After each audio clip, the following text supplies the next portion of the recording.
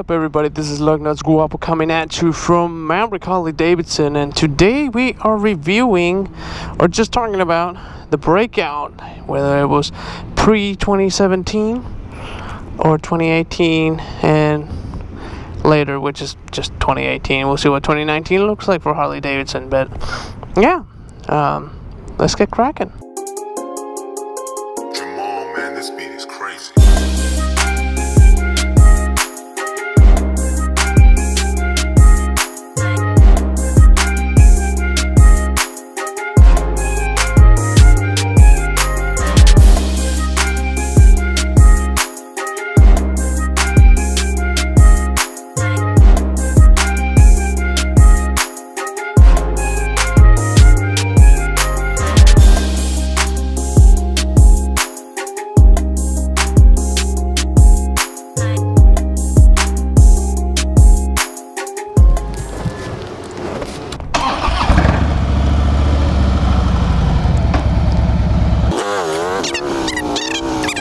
Alright, so the Breakout has always been kind of like the chopper of the bunch.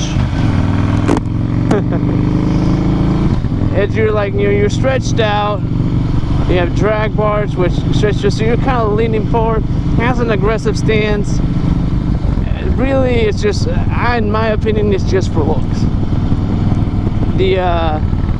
I've seen these with apes and they kind of pull back a little bit, but other than that, you get drag bars for the most part, and definitely something that you would want for bar hopping, or if you could have a really short commute and you just like the looks of it, then yeah, this makes complete sense.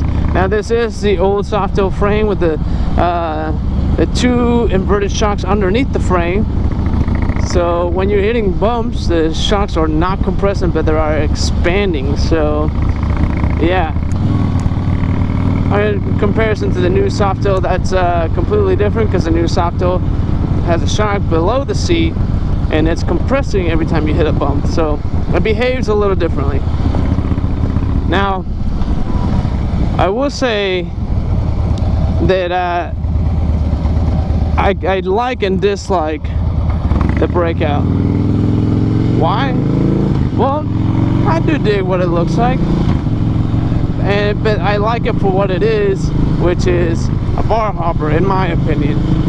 Because that big wide rear tire, that rake front end with a big 21-inch wheel, and it being, the old Softail frame, it's just pretty dang low. There's only so much turning radius. Yep, if you've never ridden one of these, turning radius actually suck. It's just a bad combination. You have a stretched out bike, so a lot of surface area to cover. Then you have the rake front end and the rear wheel. It's just a bad combination. It just makes no sense, and that's kind of how the V-Rod was ruined, in my opinion, and actually in many other people's opinion is about the same. Is that the second you put a big fat rear tire, it's really just for looks. The performance aspect of it, the handling, it just changes, and it's no bueno, my friends.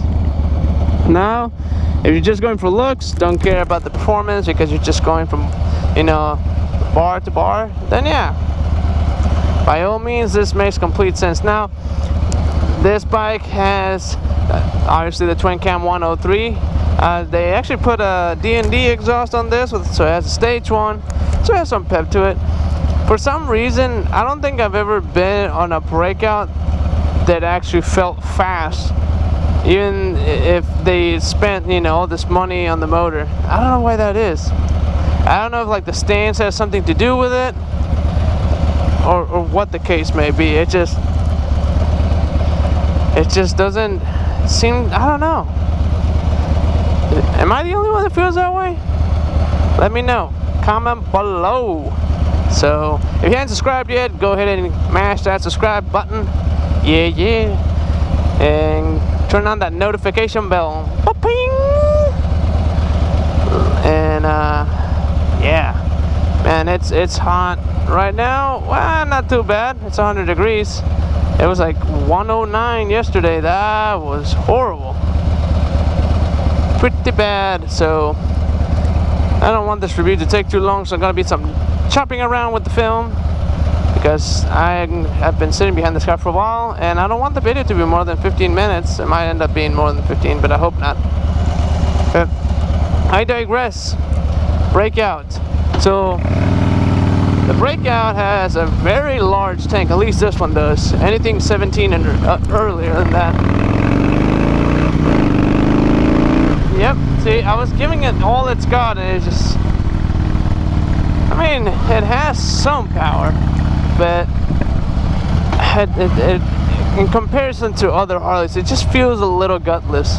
It just does. So just to clarify, the only reason this is a love-hate bike for me is because I always thought that it looked cool, but that is all that I personally think this bike has to offer to me. Now to other people, it's a great looking bike, it rides great, I mean it isn't uncomfortable, but I wouldn't ride this on like, you know, more than 2-3 hours. That's just me. I've seen people do some cross-country stuff with these bikes and hey, whatever floats your boat. For me, not so much, and it mainly has to do with the seating position, and the handling feels limited because you got forward controllers, so you can scrape those pegs way too quick, and the turning radius is also limited, also because of where the pegs are located, where the sounds awesome, how the, you know, the rake. Big 21 on the front and a big, I think it's a 240 on the rear. I'm not a fan of that combo when it comes to handling. Again, it looks great. It's kind of like from the chopper era, and I mean it's a good bike. It really is, but it's just not for me. Not for me at all. That's funny. Had a customer park with the used inventory. I guess he thinks that's like parking for customers. That's all right. Oh, and another thing that I'm not a huge fan of, because I just haven't ridden many bikes with this little doodad, that right there, the ignition, I just don't like it there. That's just me. Now that's someone saying my bike has it below the seat, like behind the leg. That's a little bit more annoying, but I actually kind of like that it's a little bit concealed. But all right, let's go on to the good old, well, it's not old. Oh man, I'm just distracted today. I need to be focused. All right. Now, where to put this? Alright, let's get this done quick. Alright. Well, right off the gate, obviously, Softail frame, completely different. Motor shock, as I was describing earlier, a huge difference. Now, this does have a 21-inch front end, and I believe the rear tire is about the same size. And there's the difference in handling is beyond belief. It just is. And that power!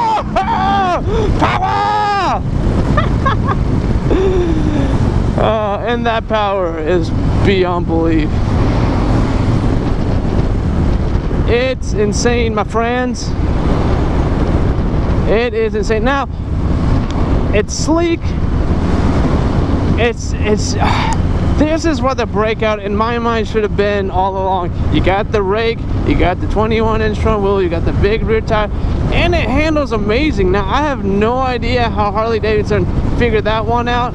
And again, I'm no engineer, and maybe some other people think I was like, well, that's easy, and they start talking symmetries and, you know, frame construction and whatnot, and I don't know. But this right here, it's an awesome combination. You get the look, it's comfortable, the seat is amazing, and it holds you in a little bit more than the older ones, anything 17 and older.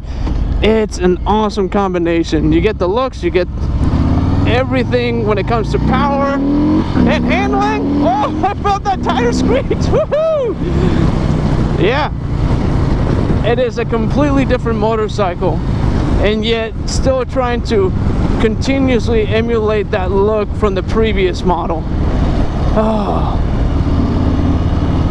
see, train tracks. I just hit that and I could barely feel it on the other one, which I didn't point it out. I don't know why. I definitely felt like it almost scraped the bottom of the frame on those train tracks.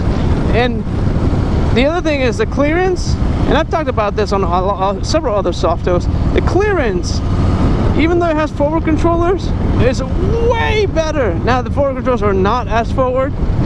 It's the same on the Fat Bob. But good grief, there's a huge difference in clearance and handling. And one of the other things that I really do like about the Breakout, the new Breakout, is just like the Street Bob, this right here, the cluster is in the riser or clamp, whatever you want to call that. It is impressive, my friends. It's clean, sleek, and of course all these new Softails have a little plug down there for a USB. So if you want to put your phone, get your GPS on, not a problem. Charge your phone while you're riding. And a lot of people say, well, that's stupid. Well, is it really? I mean, most people that I see have their phone mounted to the motorcycle. Honestly, it's just convenient, and I'm glad Harley-Davidson did it. Really happy they did it. Now, the headlight on this is different from any other Softail out there. I like it. I like that it's different. At first I was on the fence about the look, but it's starting to grow on me. Let's see, more train tracks over here. Real bumpy. Oh, that's a little bit more rough. I was going really slow. This Beamer in front of me, it's going way too slow.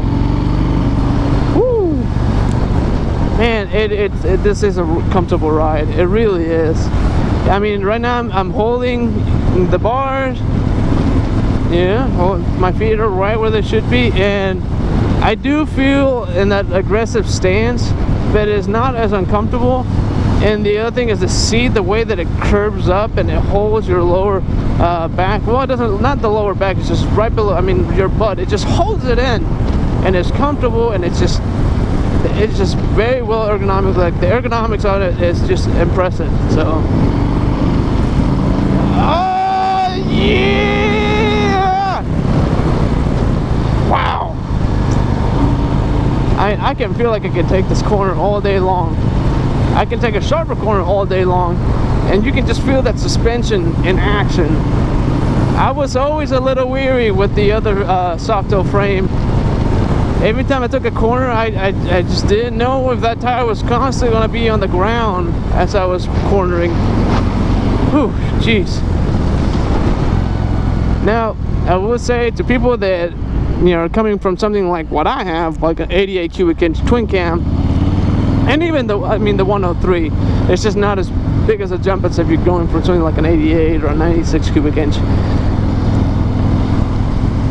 I mean, twin cams in general, they just don't have the torque that this motor has. 107, 114, 170, it doesn't matter. Because the second that you hit the throttle, that torque is almost instantaneous. And if you're not paying attention, like, you know, that's something you have to keep in mind, because you don't want the bike to take off without you, or just throw you off. So, man, see this turn right here earlier, I just couldn't take it that sharp, that close to the curve. I had to do this big, whiny turnaround.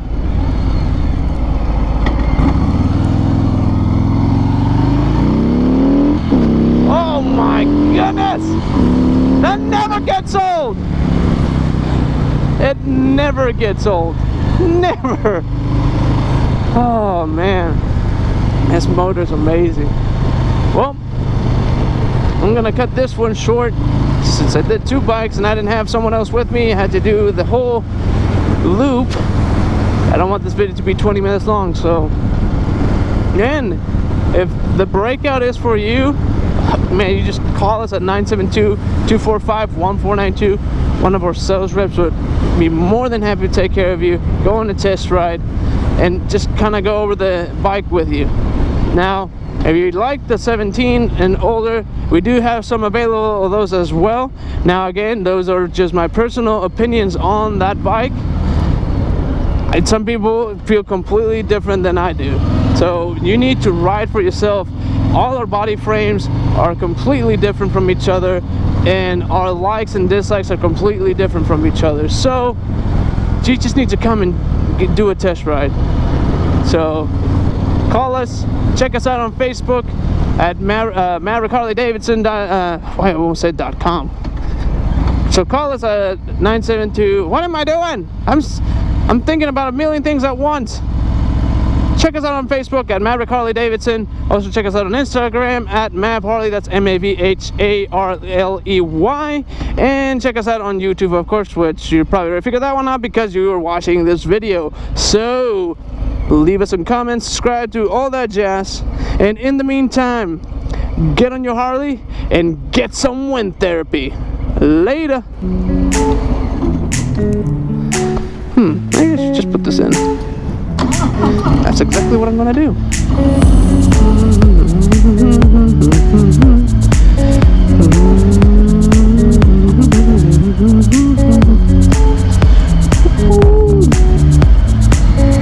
What up?